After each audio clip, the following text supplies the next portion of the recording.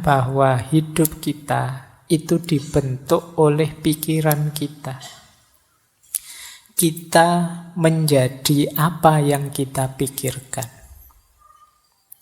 Kegembiraan itu mengikuti pikiran yang jernih, seperti bayangan yang tidak pernah pergi.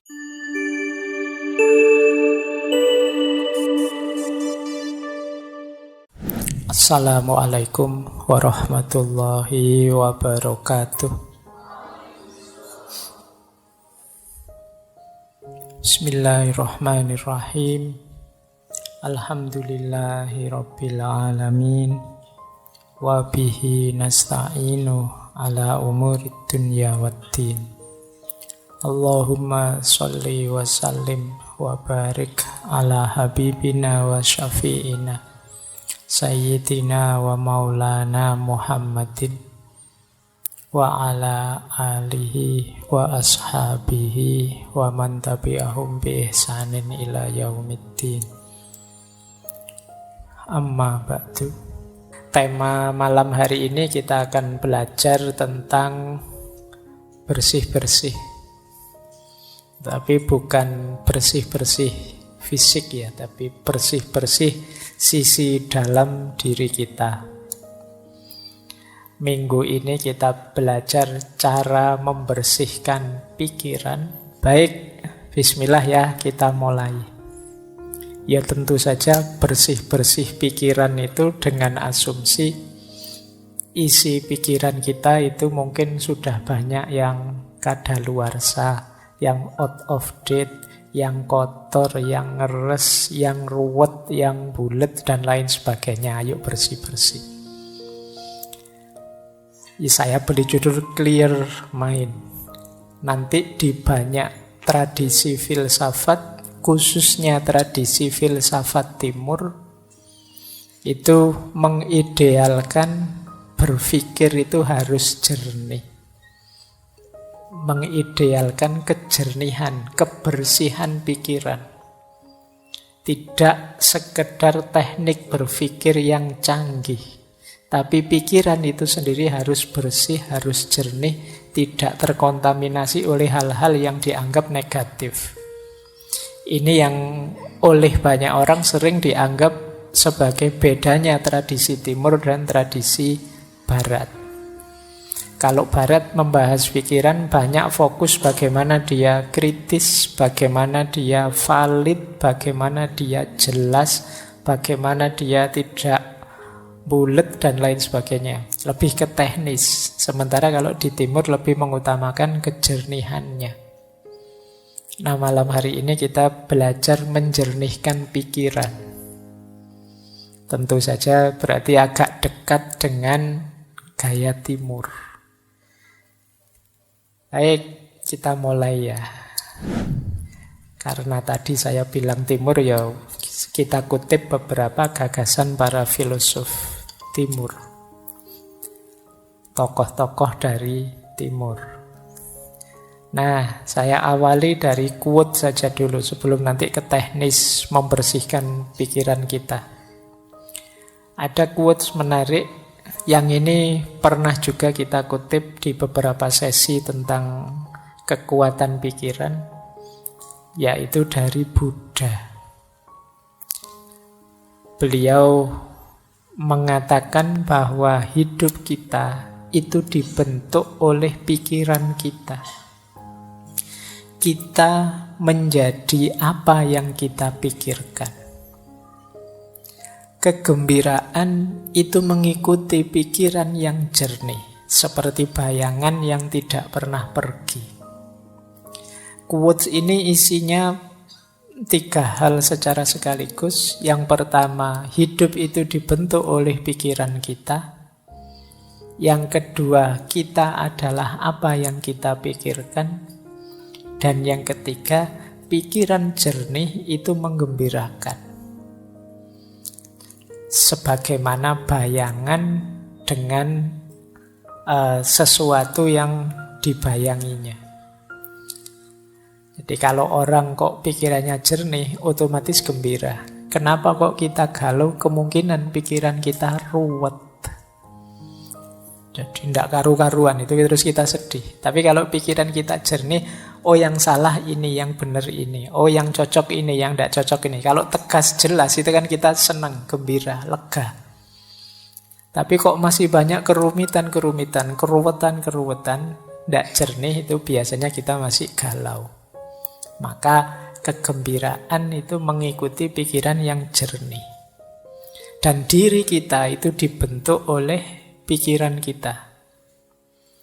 Kalau kalian menganggap, Pak, siapa sih saya ini? Saya ini orang rusak loh, Pak. Nah, kamu sendiri menganggap dirimu orang rusak. Itu kan berarti nanti ketika kamu menjalani hidupmu, kamu akan memposisikan dirimu sebagai orang yang rusak. Jadi kita adalah pandangan kita sendiri, pikiran kita sendiri tentang diri kita. Nah, teman-teman boleh flashback ke belakang ya. Selama ini saya itu orang kayak gimana sih? Itu kemungkinan besar berawal dari pikiran kita sendiri. Jadi, mungkin kalau bahasa jauhnya tidak penting kamu ganteng beneran apa tidak. Yang penting apa? Kamu merasa ganteng. Orang itu merasa ganteng saja. Itu kan gayanya kayak orang paling ganteng sedunia kan sudah. Jadi meskipun secantik apapun kalian, seganteng apapun kalian, kalau pikiranmu, saya itu Pak, ya gayamu juga merasa seperti orang yang biasa saja. Jadi kita adalah sejauh yang kita pikirkan. Hidup kita dibentuk oleh pikiran kita. Maka hati-hati dalam berpikir. Jangan berpikir yang aneh-aneh, yang rusak-rusak, yang kacau-kacau, karena itu akan jadi diri kita. Kalau ada peribahasa dalam bahasa Inggris yang isinya to know is to be. Tahu itu sama dengan menjadi sesuatu. Apa yang ada di pikiran kita, seperti itulah nanti hidup kita. Kalau kita isi dengan hal-hal yang positif, ya hidup kita akan menjelma positif. Tapi kalau pikiran kita isi dengan banyak hal negatif, ya kita akan jadi orang yang negatif. Nah, ini pesan besar pertama ya, pentingnya pikiran. Makanya kata Imam Ghazali, pikiran itu pasukan kita yang paling kuat. Pikiran itu mungkin bukan penentu, tapi dia yang paling powerful, paling berpengaruh dalam hidup kita. Yang banyak menentukan hati. Tapi hati ini banyak disuplai informasinya oleh pikiran. Baik, coba ya bayangkan kalian ngaji. Tadi berangkat sambil membayangkan, wah nanti ngajinya mesti lama 2 jam. Mesti itu. Ya, jadi kamu duduk baru 1 detik, 2 detik pertama, itu pikiranmu sudah 2 jam yang akan datang. Ini masih lama 2 jamnya ya masih. Jadi kamu belum ngalami saja, rasanya sudah lebih dari 2 jam kamu duduk di sini. Itu karena pikiran. Kayak puasa besok, itu kan biasanya ada itu yang ngitung-ngitung kapan Idul Fitrinya. 5 hari lagi Lebaran, 4 hari. Jadi Lebarannya rasanya sebenarnya masih belum datang, tapi seolah-olah itu conditioning pikirannya itu sekian hari lagi, sekian hari lagi. Itu pikiran. Kita tidak bisa menikmati Ramadan karena mikir kapan Idul Fitrinya. Nanti hari pertama sudah dihitung, 30 hari lagi Lebaran. Ayo mikirnya wis tekan Lebaran. Baru terawih hari pertama. Jangan-jangan kalau pas terawih hari pertama kita pikirannya nanti Lebaran mudiknya tanggal berapa ya, bajuku sudah berapa ya, harus mikirnya Lebaran. Nggak mikir Ramadannya. Barang siapa yang begitu datang Ramadan seneng, itu diharamkan neraka. Begitu Ramadan datang kamu seneng, tapi Ramadannya sendiri datang kamu lupa. Yang hadir di pikiranmu lebih banyak Idul Fitrinya sama liburan kuliahnya. Jadi gupuh prei sama seneng-seneng Idul Fitrinya sampai lupa Lebaran. Itu pikiran. Hidupmu, gayamu, orientasimu ya ditentukan oleh pikiran. Maka penting pikiran yang jernih. Ada lagi kalimat dari Zhuangzi. Kalau ini salah satu tokoh dari Taoisme. Dulu pernah kita bahas khusus beliau ini. Kata dia begini, mereka yang mengikuti Tao. Tao itu artinya jalan. Ini konsepnya mungkin agak dekat dengan kalau dalam Islam ada thariqat, sama-sama jalan. Meskipun definisinya agak harus didalami lagi, tidak sederhana tahu itu. Tapi siapa yang mengikuti tahu pasti memiliki pikiran yang jernih. Orang yang pikirannya jernih ini, mereka tidak membebani pikiran mereka dengan kecemasan. Dan luwes, lentur, mudah menyesuaikan diri dengan kondisi eksternal. Ini cirinya orang yang pikirannya jernih. Orang yang mengikuti jalan pikirannya akan jernih. Kalau pikirannya jernih, dia ini mudah menyesuaikan dengan kondisi situasi di sekelilingnya dan tidak mudah cemas. Kalau teman-teman kok merasa sering cemas, kemungkinan pikirannya belum jernih. Saya tidak bilang tidak jernih ya. Nanti kalau kamu tersinggung. Jadi pikiranmu mungkin belum jernih. Perlu dijernihkan kembali. Malam hari ini kita latihan pelan-pelan nanti menghadapi pikiran yang tidak jernih ini. Saya tambah 3 lagi. Dari beberapa, yang pertama dari Erich Fromm, psikolog, psikoanalis, filosof yang pernah kita bahas tentang cinta. Kata dia, punya pikiran yang jernih dan ruang yang bersih memungkinkanmu untuk berpikir dan bertindak secara bertujuan, tidak asal-asalan. Jadi kalau pikiran kita jernih itu mengorientasikan tindakan itu enak. Tapi kalau pikiran kita ruwet, kadang kita tidak tahu kenapa melakukan ini, kenapa melakukan itu. Pokoknya isinya pikiran bulat. Nah, ini membuat kita bertindaknya juga tidak kontrol. Karena pikiran menentukan diri kita. Atau kata yang dari India, Naval Ravikant. Ini sebenarnya bisnismen, tapi juga penulis. Kata dia, kita mengatakan bahwa kita menginginkan peace of mind. Tetapi sebenarnya yang kita inginkan adalah peace from mind. Nah, ini menarik. Kata Ravikant ini, kita itu kan sering bilang saya ingin tenang. Pikiranku ingin tenang, peace of mind. Tapi sebenarnya bukan pikiranku ingin tenang, tapi peace from mind. Peace from mind itu mungkin mudahnya kita definisikan ada banyak hal yang harus kita buang, kita sisihkan yang ada di pikiran kita itu. Karena mungkin tidak penting, tidak urgent. Dari situ terus muncul ketenangan. Ini namanya peace from mind. Tidak sekedar peace of mind. Peace of mind itu mungkin sifatnya tidak bisa lama. Tenang dulu sebentar, kayak kalau kemarin pakai teorinya Schopenhauer kan pakai musik saja bisa untuk peace of mind. Tapi kalau peace from mind, membersihkan pikiran dari hal-hal yang tidak penting, tidak jelas, tidak ada gunanya, itu akan menenangkan. Nah, silahkan nanti teman-teman ya, boleh dicermati isi kepala kita itu selama ini apa saja sih. Bisa tidak teman-teman coba dibayangkan sejak tadi pagi sampai malam hari ini, itu sempat mikir apa saja? Berapa banyak yang dipikirkan itu hal-hal penting, dan berapa banyak hal-hal biasa saja, dan berapa banyak hal-hal tidak penting? Atau jangan-jangan ada pikiran-pikiran yang merusak, pikiran-pikiran negatif. Nah, kita jarang ya mencermati pikiran kita sendiri. Kira-kira yang paling mempengaruhimu itu pikiran-pikirannya siapa? Atau pikiran yang seperti apa? Atau berita informasi yang seperti apa? Terus kamu nilai, ini penting enggak sih? Ini ada gunanya enggak sih? Kayak filternya Socrates dulu itu. Ini kalau saya enggak tahu, ada gunanya enggak sih untuk hidupku? Terpengaruh enggak sih saya kalau saya enggak tahu ini?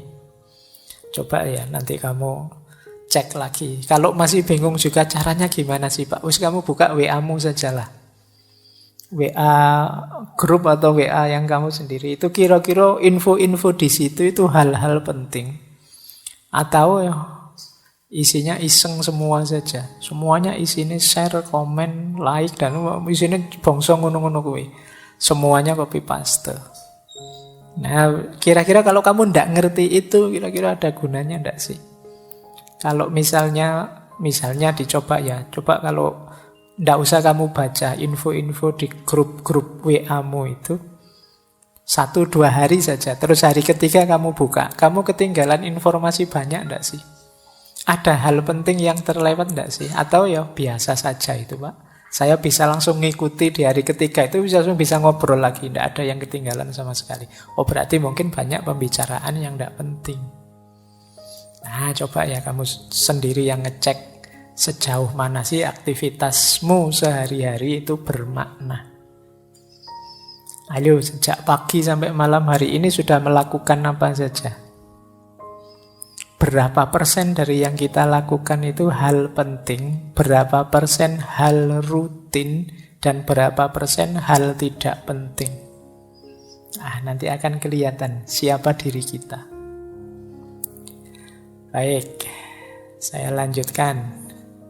Ini yang terakhir ada pandangan dari Paulo Coelho. Ini penulis.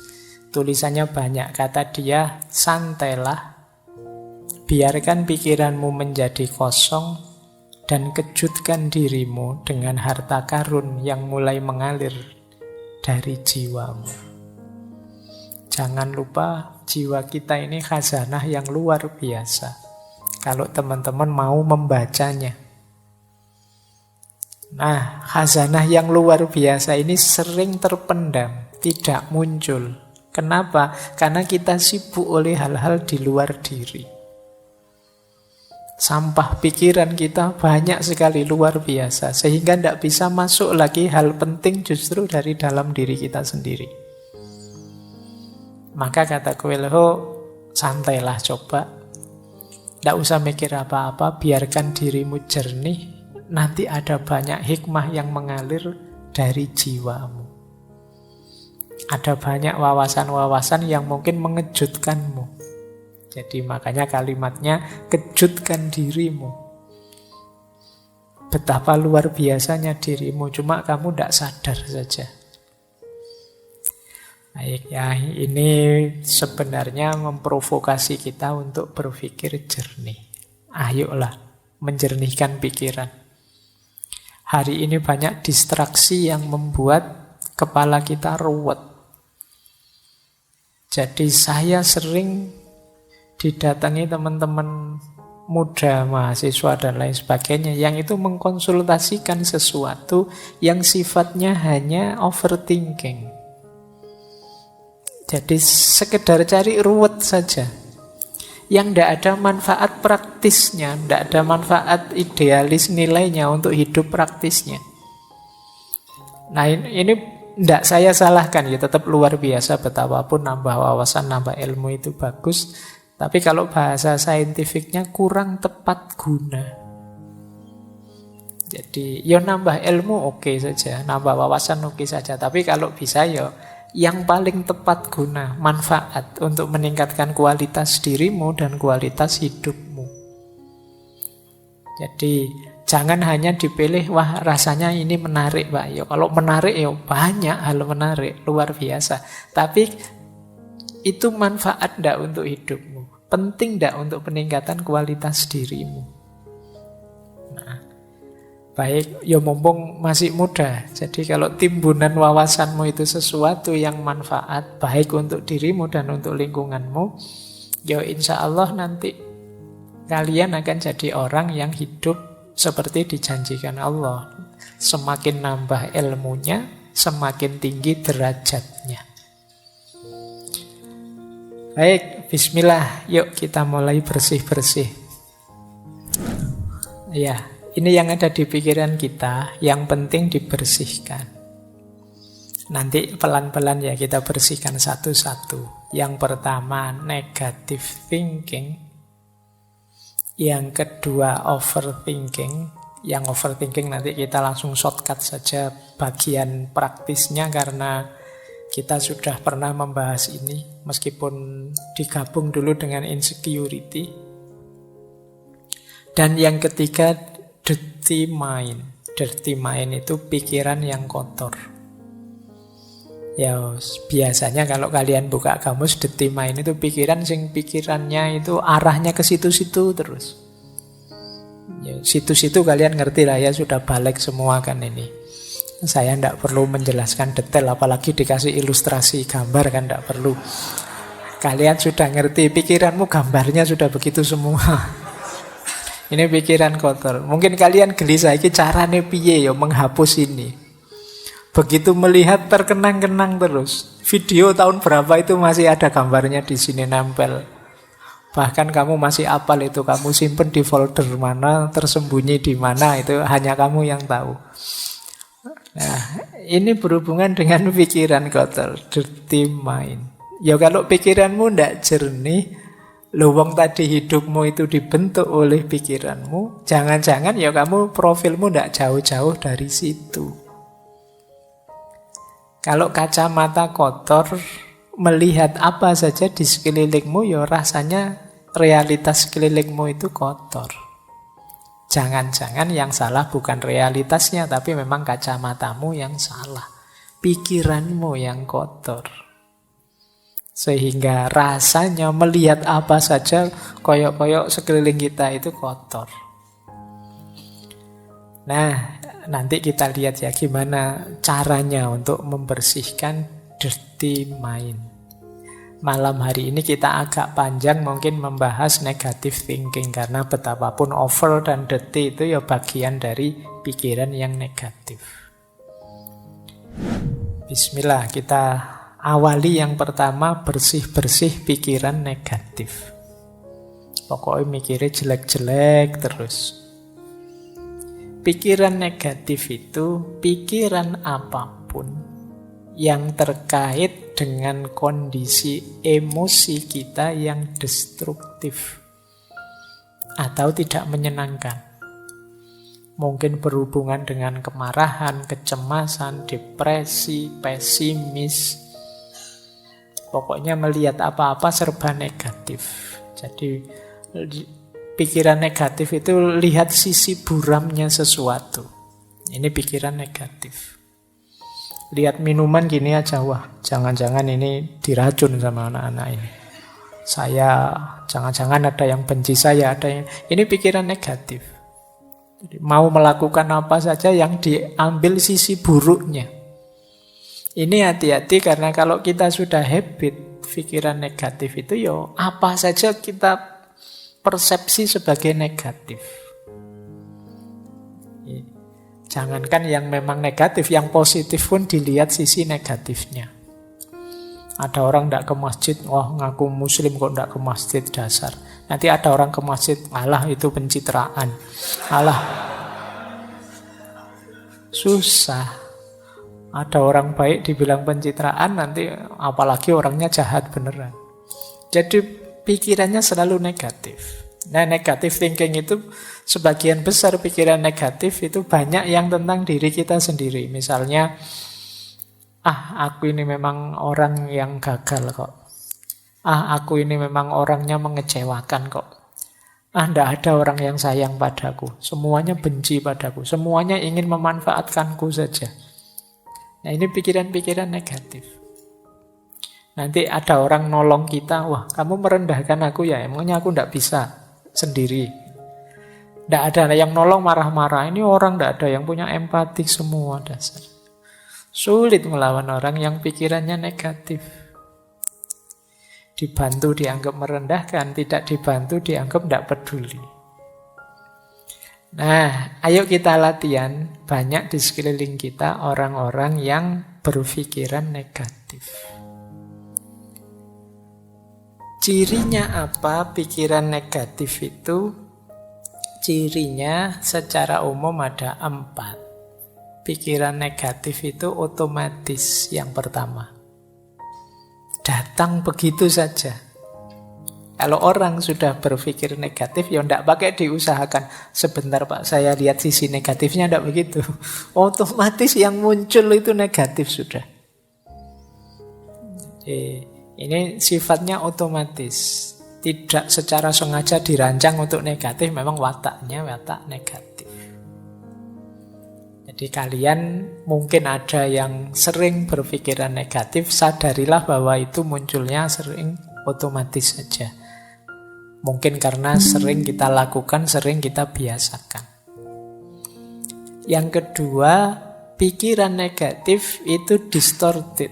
Terdistorsi. Maksudnya terdistorsi itu kalau melihat sesuatu tidak utuh, hanya dilihat sisi jeleknya saja. Misalnya ngaji filsafat ini kan kurangnya juga banyak.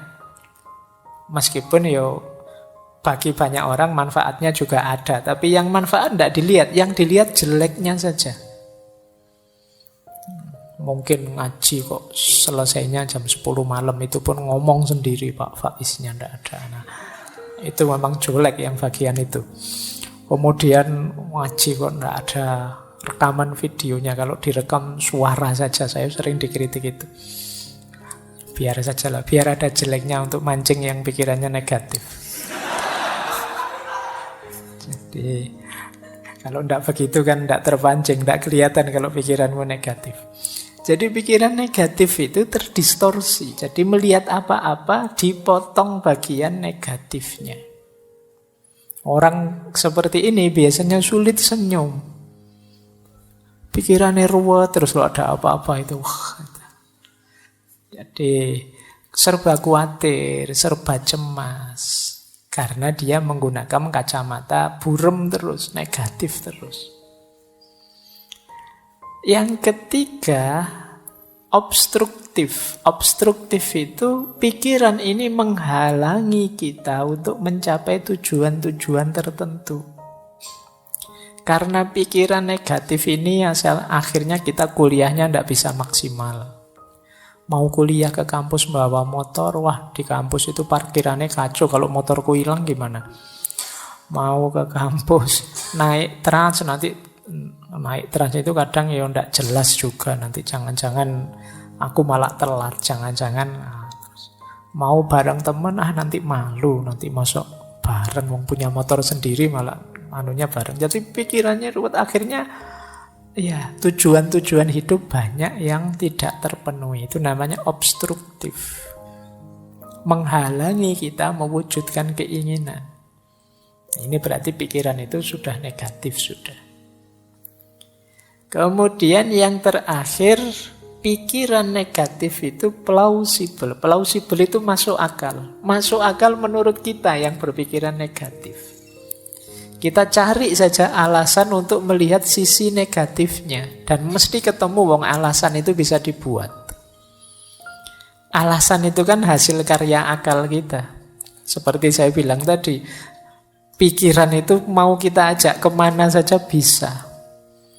Wong yang salah itu ya kita bikinkan alasan biar benar saja bisa kok. Itu yang disebut plausible. Maka pikiran negatif juga begitu, dia didukung oleh akal kita. Mas benar itu, kamu ndak usah ke kampus daripada motornya hilang. Paling dosennya ngomongnya juga gitu-gitu aja, ndak ada menarik-menariknya misalnya. Mending di YouTube saja banyak, ngapain sih? Dan justifikasinya mesti ada. Mbok kamu sampai terancam DO pun dia bisa, alah kuliah itu kan tidak nomor 1. Masa depan tidak ditentukan oleh kuliah, sudahlah. Plausible. Yang buruk, yang negatif, yang jelek bisa kita carikan argumen biar tetap bagus. Ini ciri-ciri pikiran negatif. Jadi dia ini otomatis muncul, mendistorsi realitas, menghalangi keinginan-keinginan baik kita, dan kita anggap masuk akal. Padahal itu ya sebenarnya ya negatif. Jadi ayo ya dicari, kalau ada makhluk seperti ini dalam diri kita, ayo dibersihkan. Jadi kok tiba-tiba kita melihat negatifnya sesuatu, coba tanya, ini memang negatif saja atau ada positifnya sih? Oh ada positifnya sih.